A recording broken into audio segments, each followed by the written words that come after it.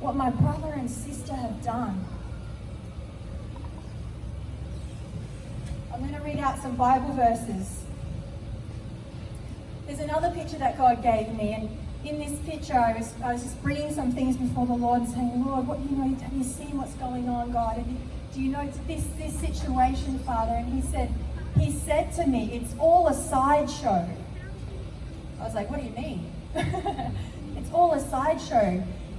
He said to me, what do I require of you? And I was like, I don't know. He said to sit at my feet, sit at my feet, sit at my feet. Stay here with me a while. Lost in the moment with Jesus, right? There's a sideshow going on, people, and it's to distract you from the main event, which is Him. It's Jesus. Amen. It's sitting at His feet. Matthew 6:14 and 15. For if you forgive men their trespasses, your heavenly Father will also forgive you. But if you do not forgive men their trespasses, neither will your Father forgive your trespasses. Matthew 7:3-5. And why do you look at the speck in your brother's eye, but do not consider the plank in your own eye? Matthew 18:23. Therefore the kingdom of heaven is like a certain king who wanted to settle accounts with his servants. And when he had begun to settle accounts, one was brought to him who owed him 10,000 talents. But as he was not able to pay, his master commanded that he be sold with his wife and children and all that he had, and that payment be made. The servant therefore fell down before him, saying, Master, have patience with me, and I will pay you all. Then the master of that servant was moved with compassion, released him, and forgave him the debt. But that servant went out, and he found one of his fellow servants who owed him 100 denarii. And he laid hands on him and took him by the throat, saying, Pay me what you owe me. So his fellow servant fell down at his feet and begged him, saying, Have patience with me, and I will pay you all.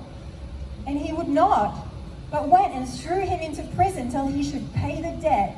So when his fellow servants saw what had been done, they were very grieved, and came and told their master all that had been done. And then his master, after he called him, said to him, You wicked servant, I forgave you all the debt because you begged me. So you should not also have compassion on your fellow servant, just as I had pity on you? And his master was angry and delivered him to the torturers until he should pay all that was due him. And so my heavenly Father will also do to you if each of you from his heart does not forgive his brother his trespasses. So, I from time to time write poetry. I get like a poetry itch, doesn't go away, and I feel like I have to write. So actually this week I wrote a poem, and I'm going to share it with you now.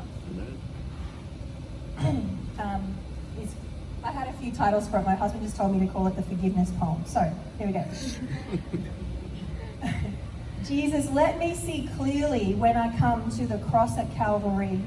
And when I sit down at the table prepared and made available by the blood shed for me, I come to remember the day that divides history.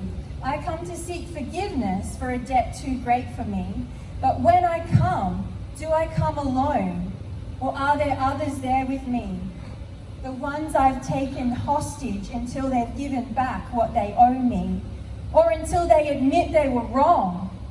This time and that time, and when I made a decision to judge them, that speck really wasn't that thin. Because I know, you see, I have pride in my spirituality. It's the reason Jesus died, so I'd be free to do eye surgery. What a shame your speck is about one log's distance from me. Or it would be gone like his grieved presence.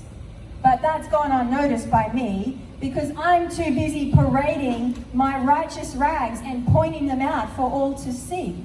And as I finish off my performance, justifying all the reasons for my offense, I'm missing the cry of my Savior, it is finished. Because I'm holding my brother to ransom. while the kings died to set him free. And because I can't lay down my accusations and stop counting my hurts, 1, 2, 3, I've missed my own salvation from the Son of God who died on that tree. And his eyes plead, forgive. Freely you have received, freely give. It's a love letter written in blood and pain, and it's free. It's a debt cancelled forever. If I can forgive that so-called Christian standing next to me. My brother or sister, it's simple. Matthew 6:14 and 15. Forgive men his trespasses, and my heavenly Father will forgive me. Will I stand at the foot of the cross and hold ransom those who've wronged me? As Jesus says, let them go. I hold the handcuff key. It's my free will. It's really up to me. Love is patient. Love is kind. It keeps no record of wrongs. Has my love grown so cold that I can't see how Jesus bled and died for me and cancelled my $10 trillion debt that not a lifetime of works could ever address?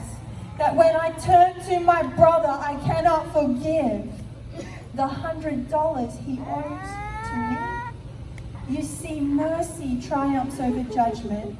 God has been so merciful to me. I will remember, Jesus, your sacrifice was for all, not just for me. And I'll ask for your help.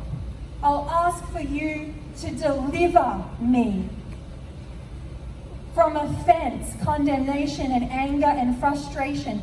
Let your people love how you have loved me.